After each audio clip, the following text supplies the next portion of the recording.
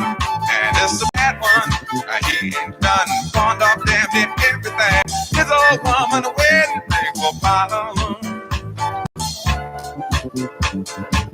And don't you think it's a crime when time after time after time people in a bottle. There's people living in the bottle. Listen to me. See that sister, her shop was fine. But she's body taking mine in the bottle. She told me, oh man, get ready to cry. He's doing time. Now she's hanging in the bottle. I seen her. Okay, welcome, folks. Welcome to the Reality Check with Charles Butler here at Red State Talk Radio. We're doing our thing, blowing it up. Little Gil Scott Heron in the bottle. Like I said, it always gets me in the mood. It makes me make that transition to the political, intellectual animal that I can be.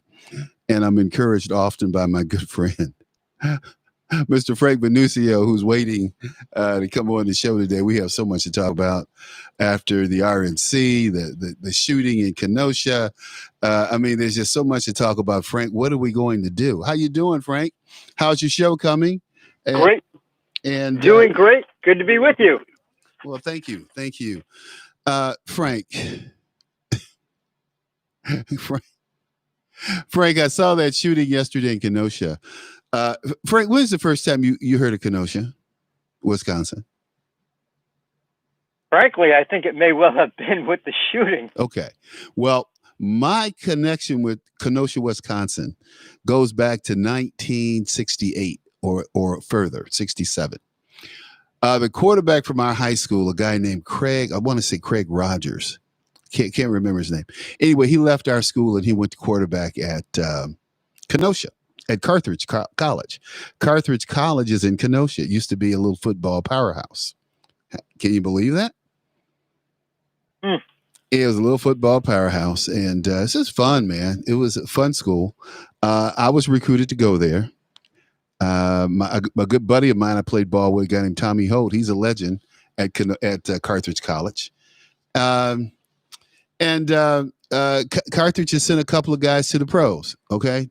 From its, I think it's a Division C school or maybe. But anyway, it sent a couple of athletes to the NFL. So Kenosha is near a place called Pleasant Prairie, which is where Dave Durson, my good buddy, had his meat plant. He had a meat processing plant. Made meats for McDonald's and Burger King and Wendy's and people like that. So long story short, this thing jumps off in Kenosha. I didn't even know they had that many black people in Kenosha, man. I mean, I saw more black people in that video than I've seen in Kenosha in the last 40 years. Think about it, man. My connection with Kenosha goes back to 67, 68. Okay? So I knew about Kenosha. That's a long way. And Kenosha used to be a little engineering, auto manufacturing powerhouse because it was halfway between Chicago and halfway between Milwaukee. So a lot of plants set up there. Okay? A lot of suppliers, a lot of, manufacturers. So, people made a good. You mean those jobs that President Obama said were going and not coming back? Yeah, those jobs. So. So when this man gets shot yesterday or day before yesterday, one of the things that I did, which is what a lot of people are doing today, I counted the shots. I'm like, wait a minute. How many shots was it? I mean, the guy is standing right there behind the guy. It's not funny, but he shoots him 8 times in the back, man. I'm going, what is he trying to accomplish? What is he trying? Is he trying to kill a guy? Why didn't you just shoot him in the back of the head?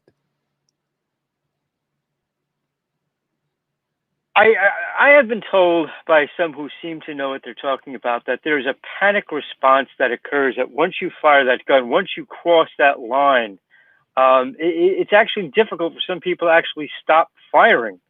And I think that is That's a real factor. Well, I think, Frank, as a person who has myself fired at other people, I fired a weapon at other people with the intent to kill. The rule was always two to the chest, one to the face. Two to the chest, Right. one to the head. That's 3 shots. So where did 7 shots come from? Where does Mike Brown gets off shooting 16 shots? Where does the cop in Chicago who shot Laquan McDonald 16 times? Come on, man. I mean, and these are people who are not even a threat. I had people who were shooting back at me. Come on. These people should not be on the force, and they certainly should not be in a situation where they could take a life with a gun. It's bottom line. Bottom line, if you can't do the job, then why? One of the interesting things, there's a correlation between the diminished amount of actual combat veterans on police forces around the country and the increase in shooting. When we had a police force that was largely comprised of people who had experience in combat, you didn't have the type of shootings you're seeing now. So, and I think that plays a significant role. Well, the role that it plays is that you have real men who are behind those badges. Today we have people who are perpetrating. They want to be kitty cops. They want to be like Chips. They want to be like Chicago PD. And guess what? The real world's not like that. You don't. When Definitely I was true. I'm sorry, go on. When we were coming up, it was rare that a police officer shot someone. He only shot someone who had a gun. You only saw the police get into shootouts with bank robbers. They never shot a criminal. But then again, if the criminal shot at them, they took his behind out. And my point is simply this. When I look at this thing in Kenosha, if you want to stop the guy, tackle him. Why do you have your gun following this guy? I mean, there are just so many things that are wrong about what the cops did. It's not even funny. They're going to have a hell of a payday. That's all I can say. I think there is yeah, that's probably right. I think also there's something else side of that issue. Is there was a time when the concept of resisting arrest really wasn't as prominent as it is now. Right. And I do think that does play a role. If you were snagged by the cop, if you were caught, even if you thought that you were wrongly placed in custody or about to be placed into custody, you fought it out afterwards. There is now a certain almost outlaw hero type of thing that goes on where people are resisting arrest in greater numbers than they did in the past. And I think that promotes a lot of shootings that otherwise could have been avoided too. Well, but at the end of the day, Frank, there's no reason to shoot an unarmed person. There's no reason for a police officer to shoot an unarmed person. There's no reason for a police officer to shoot a person with a knife or a shovel. An axe, maybe, yeah. But, I mean, really? I mean, these police officer with a knife or a shovel. I think it's almost beyond reasonable expectation to assume that the police officer is not going to engage in a use of force to prevent that from occurring. The bottom line is this, Frank. When you hire on as a police officer, you need to have the physical stamina, the strength to do the damn job.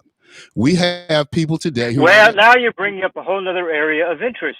If you look at some of modern cops, frankly, a lot of them don't have that physical you look at the cops in Atlanta. Stature to do that. You look at the cops in Atlanta. I mean, you look, it's okay to bring on females on the police force, but you got this 5'1" cop, and she sees a 6'2" perpetrator, and she's going to be more inclined to rely on her gun than possibly a 6'2" cop would have. The reality is, she should never be on the street in the first place.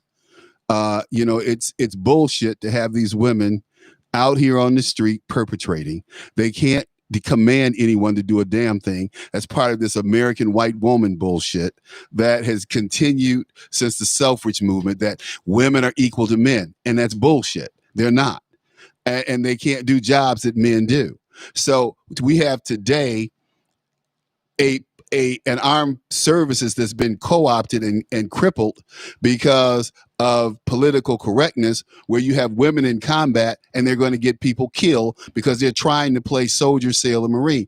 They have flunked every combat test, every combat scenario. They have funked and failed, and nobody wants to talk about it. Whether it was in the Navy, where we had several ships, we had 3 ships with women who were the officer of the deck who crashed those ships. 3. We had a series of airplane incidents in the early 2000, late 1999. The lady was flying the plane out of Reagan, a U.S. airplane. She crashed that. Another chick crashed a 727 down in Florida, passenger airplane. Nobody wants to talk about those issues because those issues don't fit the social narrative of the fact that women can do what men do. And the fact is they can't. And the bottom line is like your scenario, 5 foot, 5'1", 5'2", even 5 foot. I don't care if a chick is 5'6". It doesn't make any difference. She still doesn't have the strength and stamina to deal with most men. So, and I don't care about the man's stature. She just doesn't have the strength or stature to deal with it. She's slower, and this is the thing when you really want to get into that issue. I love that transgender issue that's going on in Connecticut, with the high school on the high school level, and the black boys are saying they're girls, and they're taking all of. They're taking all the scholarships. They're taking all of the awards. And you know what the scientists say about these young black boys setting these so-called girls' records? That the records would not be broken for the next 100 years. Yeah, that has been actually an issue. I know in a number of states. Connecticut recently had an outbreak of lawsuits based on that very issue itself. No question. And it does tend to cross the line of having reasonable competition in sports if you're going to allow transgenders. Now, there used to be a joke about the Russian men's Olympic team that if they lost in the next Olympic, they would be the Russian women's Olympic team. This goes back, of course, to the Soviet days. Whether that's true or not, it does indicate part of the problem that you really have with transgenders in sports. Well, you really don't have a problem. These aren't transgenders. These are men with penises who think that they're women and they're running in women's races. There's nothing transgendered about them. They don't have a vagina. They weren't born with a vagina. They were born with a penis. I.e., they were born with testosterone. They were born with an Adam's apple. They have a whole lot of things that girls don't have. Yeah. They have a couple of testicles down there. Of course. What's interesting, though, in our society today, you can have a reasonable, peaceful discussion about certain illogical things just like that. Immediately the names start getting called. You're homophobic, you're racist, whatever. You simply can't come up with a reasonable discussion in so many issues these days. Hey, listen, this is my thing. Call me those names. I don't care. I call Bruce Jenner until he cuts his penis off. The little boy who was in jail, a little crazy, whacked out private. What was his name? Come on, Charles. He went to jail. They put him in jail for spilling the secrets. I want to say. Anyway. Yeah, the name escapes me at the moment, but. And the guy is still touted as something of a hero by certain people on the left. Yeah, but he's whatever. I'm sorry, go on. He's fallen out of favor because he's fallen out of favor. Didn't Barack pardon him? Obama pardoned him, right? I believe so. That's correct. Yeah. Army spy. That's what I put in here. Army spy. His name. Now he changed his name, and he made us pay for his sex change. And now he wants his penis back.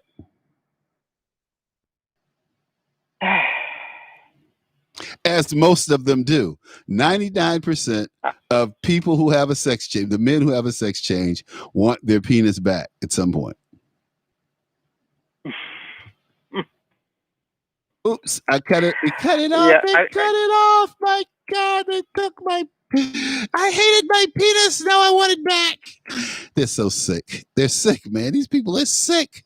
They're mentally ill, and these are people that Barack I'm Obama. not sure whether really can make a reasonable case that a sex change operation is something certainly, whatever your thoughts are, but not something necessarily that it should be the military paying for that. Well, the taxpayer shouldn't pay for it. That's the whole point. The taxpayer shouldn't pay for it. But Barack Obama set it up. If you join the military, you could get a sex change. He approved that, Barack Obama. So people need, when we're talking about, and I hope someone brings this up during the RNC. Speaking of which, man, I watched the RNC last night and I couldn't cut it off. When I turned to the DNC last week, I was bored to death. I was bored to no end. The DNC convention looked like something almost like a pity party. No, that, no, Frank. Part of the problem is they spend all of their time whining and complaining and bringing up things about certain issues. But did you notice what was missing, Charles? What was missing was any kind of viable solution to the problems that they themselves brought up. And, you can't simply have a convention that talks about problems without offering any kind of solutions. And that was the entire Democratic convention. Now, in contrast to the RNC convention, there are people who are talking, the president in particular, not only discussed the problems, but brought out potential solutions that you didn't see at all in the Democrat convention. Hey, that little guy that we were talking about who had his penis cut off was Bradley Manning. Now he's Chelsea Manning. Bradley Manning, right? Chelsea right. man, he's Chelsea now. I mean, who would have sex with that thing? I mean, really? God. Oh, God. Oh, man. It's kind of like Monica Lewinsky. I mean, at least Monica, hey, poor Monica. I mean, Bill Clinton ruined her life as well as his own. With his indiscretions, but hey, you're right though, Frank. Though, but talking about the DNC, all they did was complain about Trump. We can't have Trump in office. Well, you know what? Trump's done a good damn job. A buddy of mine said to me that the reality is that Trump killed 170,000 people. And if you can justify that to me, if you can tell me how that didn't happen, I said, well, it didn't happen. That's not an executive branch responsibility. Those deaths belong and it should fall on the head of the governors of those states. They had absolutely nothing to do. Well, let's take a closer look at those numbers. If you recall, when this pandemic broke, and it was the president who was saying, let's cut off travel from China, it was the Democrats who called him a racist and a xenophobic. It was Democrat local officials, governors and mayors who encouraged people to ignore the pandemic and go out and take subways and take buses and go to large crowd events. And that to some extent is still going on in places like New York with Mayor de Blasio. Now, if you also look at the predictions, if you want to go down the road of the number of deaths and who's done job and who hasn't, well, we were told, if you recall, Charles, that there were going to be 2 million deaths from COVID. Well, we haven't come anywhere near that. In fact, it's about 170, I think, at this point, 170,000. Right. Yes. Now, even one death is too many. But the fact of the matter is, if you're talking about what kind of job was done, and we are less than, 1/10 of what they said, well, those aren't bad numbers in and of themselves. But you have to go back even further. Go back to the H1N1, the swine flu, and all those other type of flus that we've faced with in the recent couple of decades. They caused, in many cases, as much death as we're seeing under COVID, but you didn't shut down the entire nation based on it. And Frank, this is one major point that no one's talking about. We counted the flu season from October to March. We quit counting deaths after that. We quit counting the flu after that. Here we are in September, and we're still talking about flu deaths. I can't believe we've got the flu. I'm sure that people in the past have died from the flu in the summer and died from summer colds and whatever. Hey, Frank, did I tell you that I had pneumonia? No, you didn't. I'm sorry to hear that. Yeah, man, I had walking pneumonia. I was out of it for 2 months and I didn't know it. I was feeling bad. I was tired. I was, I was just wasn't myself. And then Herman Cain passed away. So when I heard Herman Mm. Cain died, Good man. I had the privilege of meeting him when he was in New York a number of years ago during his presidential campaign. Absolutely one of the most charismatic and brilliant men I've actually had the pleasure to deal with. yeah, we had a good buddy of mine, Tom Sedeka, and I had lunch with him here at Morton Steakhouse. He enjoyed that. He was a character. Point being, though, I asked him for Jennifer's number, that woman he was trying to call at 4 o'clock in the morning. At 4 o'clock in the morning. I said, Right. I said, if she was on your mind, man, I definitely want her number. Okay. He just laughed. He just laughed. So long story short, though, Herman passed away. I spent a couple of nights where I couldn't sleep and I couldn't breathe. So I decided, I got up on that Friday. I hadn't slept in 2 days because I couldn't breathe. Every time I go to sleep, I stop breathing. Mhm. So I got up, went to the emergency care, or what they call here, they don't call it emergency. They do have an emergency room, but this is it's called an immediate care. So it's like a step up from the emergency room. You don't have to go in there with all the crazy people. It's pretty, it's pretty buppy yuppie-ish. Okay. So I show up at 9 o'clock, scoot in there, get my checkout, get my x-rays. And it's, oh, you got pneumonia. You have some water on your lungs. Oh, okay. So he gave me some antibiotics. And then I talked to Jerome Corsi. And of course, he recommends the cocktail. So I get the cocktail and I'm good. I'm good. In fact, today I was running around. I'm running again. I'm not, I'd walk 50 yards and I'd have to stop and rest. Mm.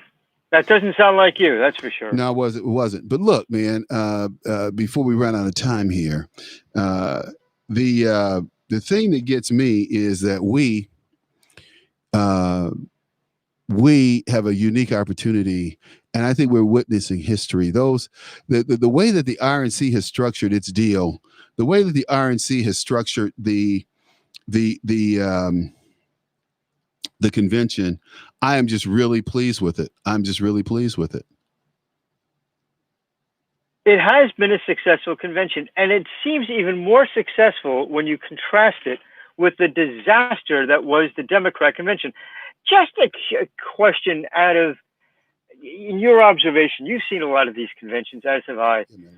At the end of almost every convention that I've ever seen, the presidential candidate, his wife, and the vice presidential candidate and his wife come out on the stage, or their spouse, I should say now, come out on stage, they hug each other, they wave to the crowd. Did you notice at the Democrat convention that there was no chemistry, there was no hug, there was no let's join together, wave hands to the crowd on the part of Joe Biden and his vice presidential candidate? They looked like they couldn't stay further away from each other if they tried. There's a message there, I think. Do you really want people who are afraid of even dealing with their own candidates, their own people, to be running the country as a whole? No, I don't think so. No, I don't think so. I think the pity party that was the Democrat National Convention did something almost unprecedented in the history of presidential nominating conventions. And what was that? Instead of getting a bump from the convention, the Democrats actually lost points during the convention, which is absolutely fascinating. And I think it confirms all of those, like me, like you, who believe that the Democrat convention was a disaster for the Democratic Party. It was. And what's even better is when they realized that it is going to be a landslide victory for Trump. Pelosi is going to have a damn stroke. Okay? She's going to stroke out, man. Well, here's the one fly in that ointment. I do think that the majority of people are going to turn out in record numbers for the president. I do think, however, that the impact of voting fraud is going to be extraordinary. And I think it is going to cause a constitutional crisis because in states like Florida, in states like Texas, you're going to see New Jersey, New York, California, you're going to see vast numbers of ballots cast illegally because there's no controls on it. There is no verification of signatures. You're going to have the mail-in ballots, which can be harvested, which are going to be delivered by a postal union, which has proclaimed their support for the Democrat candidate.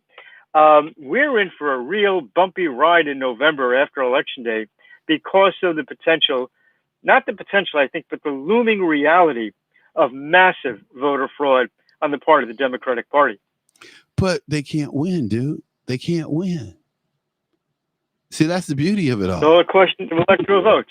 Now, I think that most of the abuse is going to be confined. In fact, I would venture to say almost all the abuse is going to be confined to jurisdictions which are basically Democrat majority anyway. So the cheating that's going to go on a massive scale in California and in New York, and in Virginia as well, by the way, because of the breakdown of any kind of safeguard of ballot security, those states are presumably we're going to go for the Democrat candidate anyway. So that's not going to cause too much of a change in the eventual outcome. But I think in terms of the popular vote, it's going to present a lopsided picture that's totally false. And you're going to have the usual Antifa rioters out there saying, well, we won the popular vote. Okay. This election was stolen. Okay. Let me tell you. It's going to be a tumultuous time. Let me tell you what we're getting ready to do here in Chicago. I called for the National Guard to come here to Chicago, and I was the only public figure who was doing that. Everyone else was criticizing me. 2 Illinois state representatives got together. One Republican, a guy named Frentz, and the other guy's name is LaShawn Ford, and they called a press conference without me and announced that they wanted the National Guard to come to Chicago and suppress the violence, right? And Justice Alito quoted that incident, right? Because it was national news, right? So I get on LaShawn's case because he stole that from me. So he comes on my radio shows on VON and he apologizes. Charles, I didn't think about bringing, you stole my stuff, dude. So anyway, we're talking today and we're going to do the same thing. Only this time, what we're going to try to do, is we want to make sure that these black folks understand that the National Guard is coming here. They don't have any territory. They don't have any what do you call it? We got a caller here. Let's see what the caller wants. Hello, caller. Hello? Hey, Charles, how are you? I'm good. It's Pedro in Miami. Hey, Pedro, how you doing? I'm good. What? Listening to you to your thing about Chicago. You're talking about the jurisdiction that the National Guard has no jurisdiction. All of it is their jurisdiction, huh? Yeah. Well, the reality is we're trying to get the National Guard. I was telling Frank that we call the National Guard. We're going to do a press conference. And we're going to call for the National Guard to come.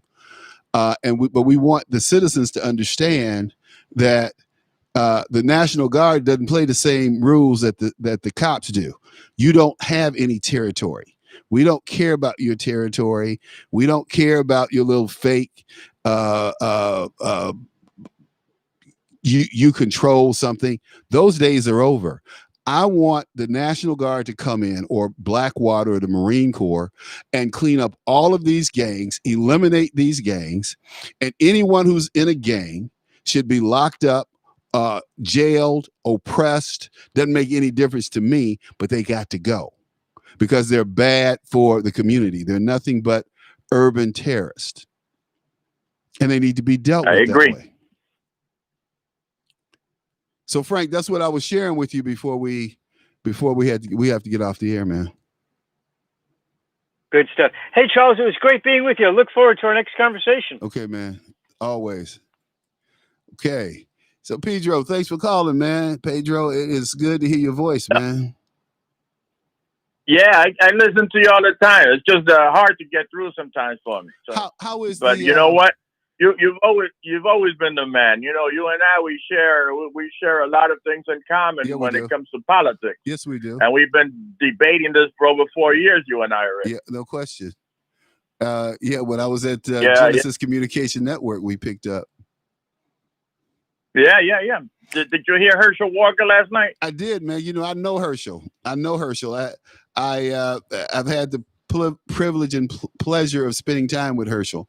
He's just a great, great guy, and he feels about Donald Trump the same way I do. You know, Same way we do. same way we. I love the man. He's been the best president in my lifetime.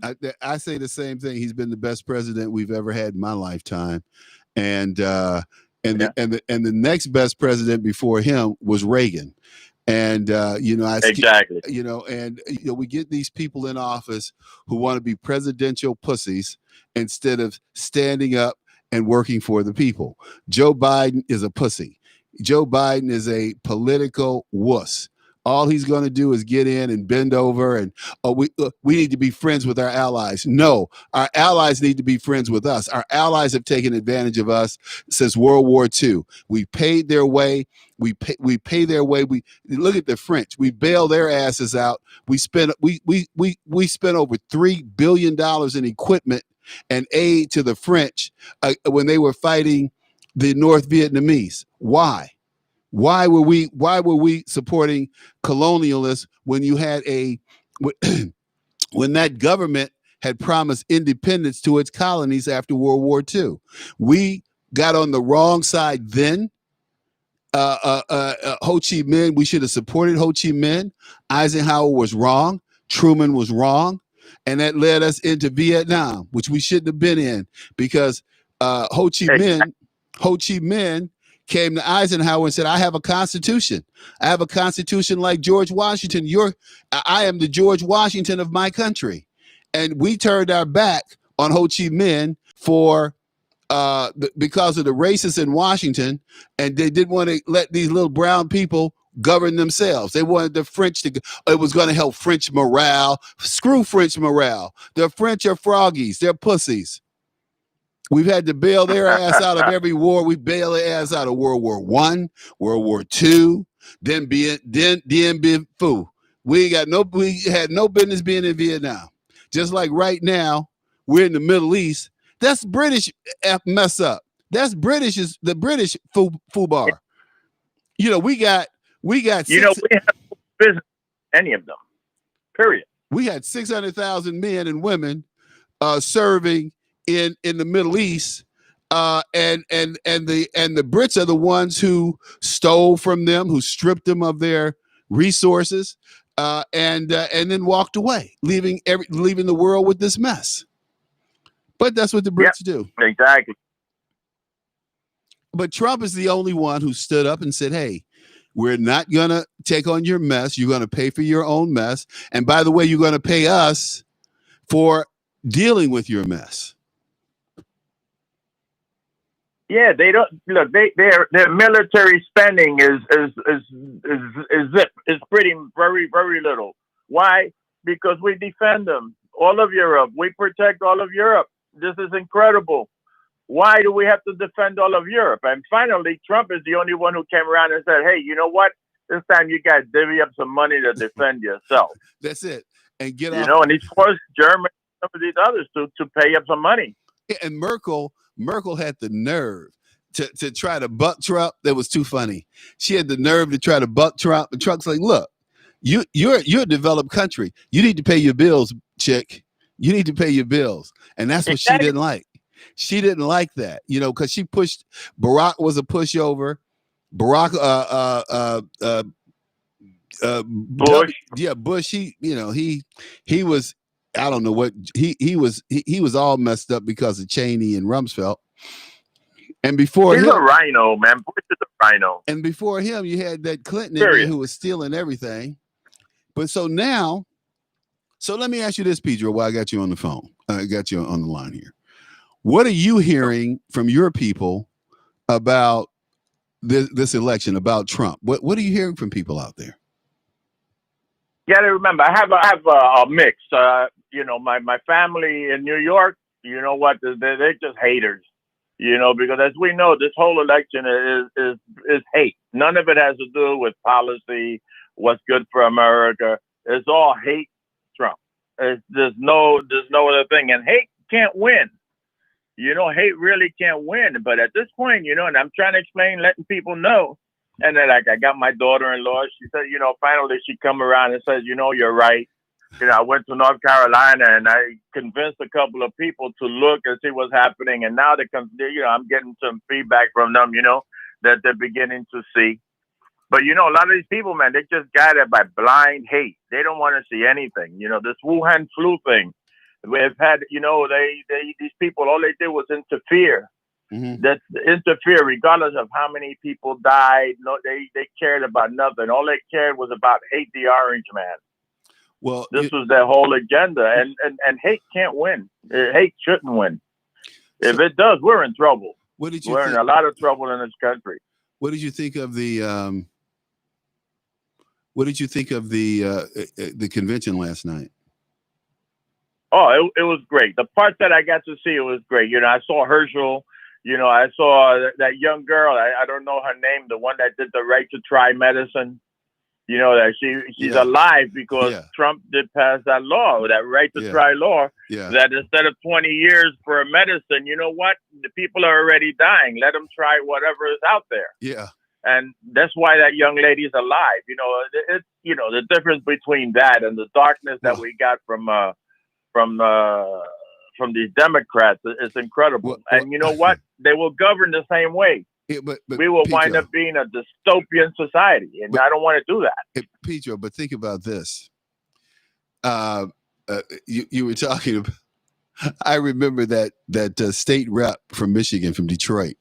She said, "I was dying." Yeah. She said, "I was dying. My husband convinced our doctor to write me a prescription that I got because they had the governor of Michigan had stopped the dispensing of hydrochloroquine." And so the doctor, he did. I remember. So the doctor got the guy somehow, and she said she got on the cocktail, and the reason that she's alive today is because of President Trump. Yeah. A lot of people, the hydroxychloroquine thing is being used by hundreds of doctors successfully all over the country. Yeah, well, here in Miami, there's one doctor's company. He has a group. He uses it often with great success. But these people, they hate so much that they're willing to allow all these people to die, as long as that's something that Donald Trump has likes or agrees with is seen in a negative light. Or can be blamed for. That's incredible. Yep. That's incredible that our country is doing this. Well, it's like so here we are, 70 some days out from the election. And I can tell you, I think that Democrats are so disappointed. They're flat. I think that after last night and this real big, I think tonight is going to be bigger than last night. And each night is going to get bigger. And I think the Democrats are just going to get depressed, because I would be depressed if I was getting my butt kicked like that. Yeah, they're depressed already. They live in this. Didn't you hear Michelle the other day that she's depressed? I looked at her. She gained all of that depression weight. Did you see her face? How round it was? She's gained a bunch of weight. I guess Donald Trump has depressed her quite a bit. Pedro, that's cold, man. Pedro, that's cold. For real. Man, that's cold, it's man. Really is. But you're right. These people, they're hating. That's it. You're right. She is getting a little big. She's getting a little thick. She's getting back to being the Michelle of old. Man, that's a big chick, man. Yeah. That's a big chick. Yeah, she's big. She can play football, baby. Yeah, I wouldn't want to get into a boxing match with her, man. I'd have to get a stick. What I used to say is that I would walk down a dark alley with Michelle. I wouldn't walk to the corner with Barack Obama. Okay. Oh, neither would I. But I walked down. People would confuse me for a weakling or something different. No. But with Michelle, But with Michelle at your back, baby, you can go to war. People go, oh, okay, let's reassess this situation. Yeah. Absolutely. Did you hear the Obama speech the other day? That's incredible stuff. That's and you see them, and you can, it's just like I said, these people are just spewing hate, and that's why I want our country to go. And you know what? I'm not interested in socialism. I'm not interested in losing my liberty. I'm not interested in losing my Second Amendment rights or my free speech rights. You can't even speak now, Charles. This little conversation we just had. You know what? You're not supposed to have this conversation. It's incredible that in our country, our speeches is curtailed so much, and we just allow it. Well, Charles Butler has always said what he wanted to say at any time. And see, one of the reasons I was kicked off of Genesis is because the little liberal Democrat producers we had, they'd say things like, well, Charles was disparaging of Jesse Jackson. These are guys who never went to college. How they gonna make an assessment? He's a race hustler. Hold it. How they gonna make an assessment of what I said and what I think, and they haven't even gone to college? Yeah, well, he was disparaging to. How can I talk about Jesse without being disparaging? Everything I said was truthful. Exactly. This is the point. Everything I said was truthful. So disparaging or not, it was a fact. What I said about Jesse Sr. But these little liberal white what do you call them? They're up in Minnesota. They're part of that. You mean the little snowflake Antifa? The Antifa snowflake? Well, these guys aren't that far, but they were working in a position that could hurt me, and they hurt me. So I got tired of all the we're going to censor your speech bullshit. I'm like, no, you're not going to censor my speech. Yeah. That's exactly where we're losing our First Amendment rights. We want to be more political. But you look at Fox News. Fox has done a better job in the last 2 weeks than I think it's done in 2 years. Because I quit watching Fox, man. I couldn't take it. Yeah, they put a bunch of liberals, except for the prime time. The 3 prime time people, they tend to be somewhat conservative. They are conservative. And Tucker just tends to be factful. I love the guy. Yeah. Because when it's wrong, when he needs to criticize, he'll criticize. And you know what? He's generally right. Yeah. Yeah, but I don't watch and that's why the hate him. Yeah, I don't watch them, man. I just skip them. But I tell you, so what do you think of the shooting in Kenosha, dude? You know what? These people fight. Look, the guy, how many times does the cop have to tell you to stop? How many times do they need to tell you to don't go in the freaking car? How many times? Come on now. You know you're gonna wind up in trouble, but this is where they're gonna make. They already have almost $1 million for him. You know that, right? Yeah. The GoFundMe. Yeah. This is their lotto. This is their lottery. This is what they do these days. But man, let me say they do this crazy stuff. Let me say this: the guy should have stopped. I agree. The guy should have complied. But why? This is what I don't understand. Why was the cop following the guy with his gun drawn? I mean, it didn't make any sense. The guy didn't have a gun. Look, when a guy is not. Yeah, but you know what the thing is, Charles? These guys, you know what? You don't know anymore. No. You really don't know anymore. No. He went in his car. He went open the door, go in his car. When's he going to get in there when they told him to stop? Why didn't they stop him before he got in his car? They should have tackled him. He didn't comply. So there's two cops. But I don't know. Look, Charles, are cops really signing up to be tackling or wrestling people on the road? That's exactly what they get to do. That's exactly what they're supposed to do. As a buddy of mine who's a Chicago PD, he said he never drew his gun. He fought people. They got in fist fights. He had a billy club. They got in fist fights. He said, we fought people. We didn't pull out. He said, I would have killed 50 people if I had to shoot everybody I had a fight with. He said, no, we didn't shoot people. And hold on. And I'm not one of those. And this is a young guy. And this is a young guy. This is not an old guy. This guy is under 50. He was on the police force for about 15 years. Just got off the police force, and he said, "Hey man, he's a Chicago cop." He said, "We fought people. We never pull out our guns and shot somebody." He said, "You'd be shooting all day." No. When I was a kid, they pulled their billy clubs and kicked your ass is what they would do. Exactly. All this rioting, Yep. we pulled that stuff when I was a kid. I remember, man. And these cops, they would line up on each side of the street with their billy club, and the riot was over in 10 minutes. No question. And see, they bashed 15 heads and break 4 knees, and it was over. That's what needs to happen today. I still contend, but Pedro, I still contend that these young people need their butt whipped. These are kids who haven't had that butt spanked. And then they come into somebody like me and you, and they go, "Oh, well, you're supposed to roll over and play dead or give me what I want because I'm here." And you know what I tell guys all the time, Pedro?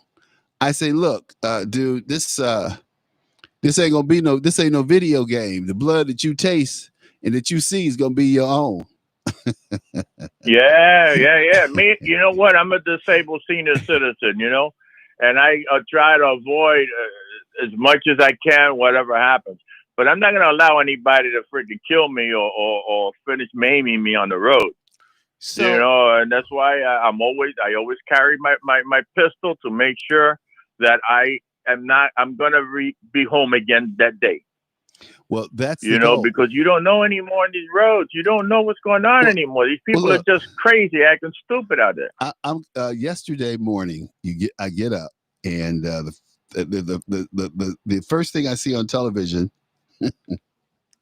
first thing I see on local television is Eisenhower westbound shut down because of shooting.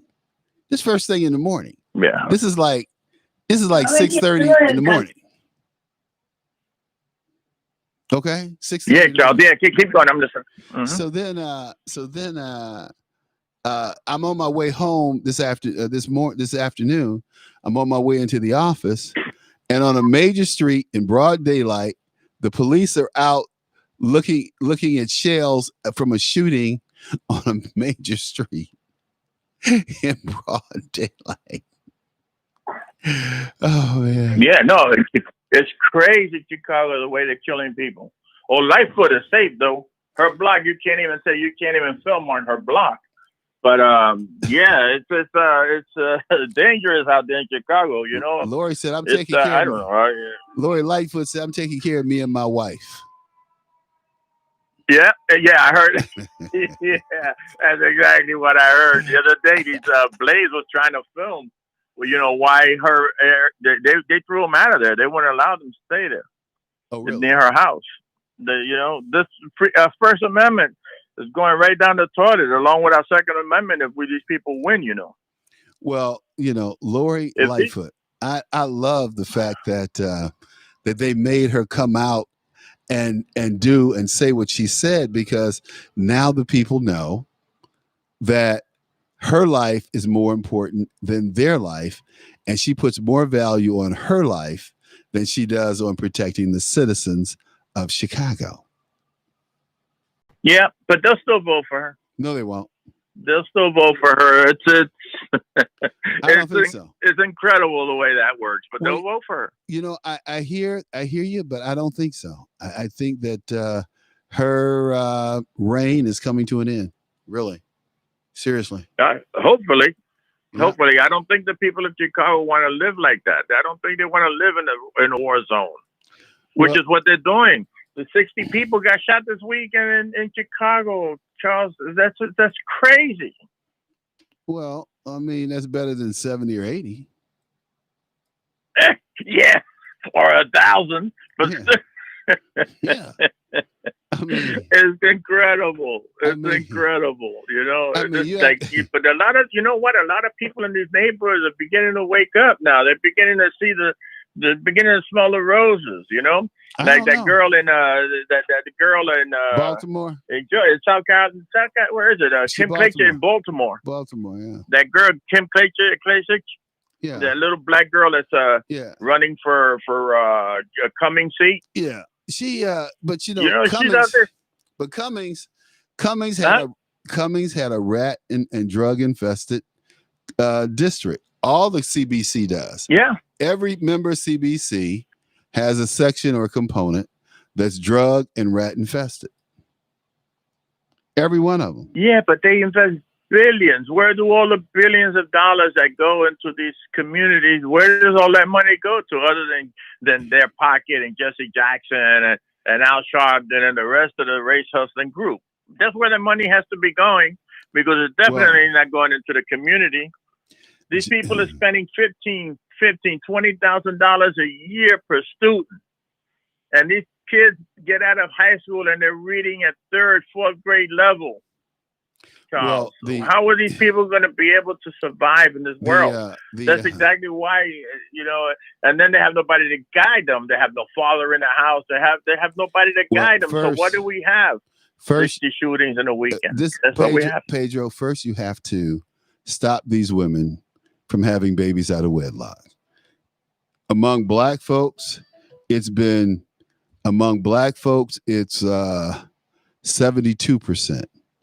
Among Hispanics, it's 50%.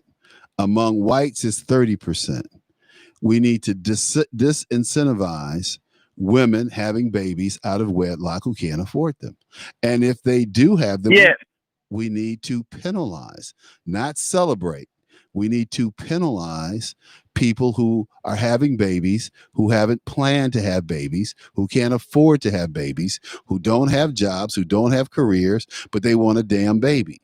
So you make a career out of having a vagina? Hello? Can somebody please rent me a they get more welfare money.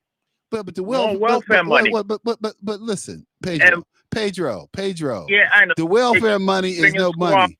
Hold it. Wait a minute. The welfare money is poverty money.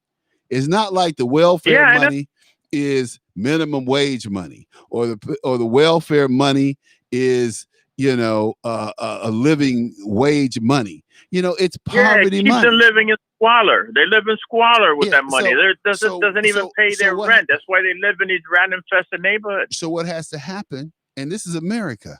And we don't have to have these kind of homes in America. We don't have to have these things in America. If we can go and rebuild whole countries, we rebuilt Germany, we rebuilt the UK, we rebuilt Japan, we rebuilt the Philippines, we rebuilt Iraq, Afghanistan. We built thousands of schools in Afghanistan, but we can't build one new school in Chicago without it being a major hassle and hurdle. Something's wrong with that picture, bro. Yeah, absolutely. That's because everybody's hand is out for that money. As soon as that money gets there, it goes in people's pockets. It never gets to where it needs to go.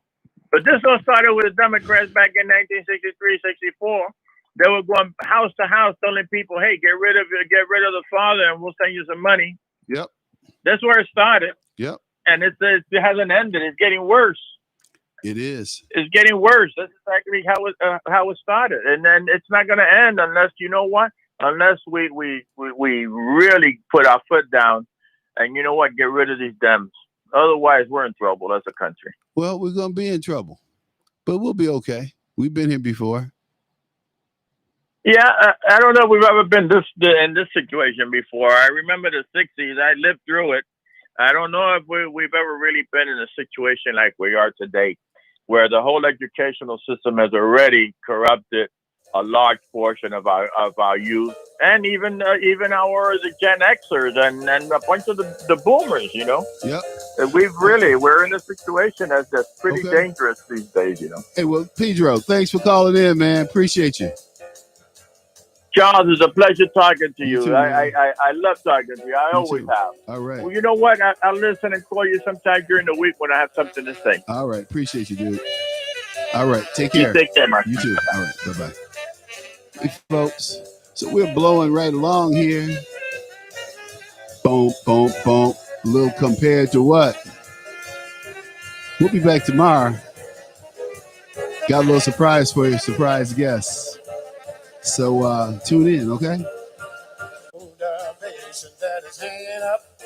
The goddamn nation looks like we always end up in a rut.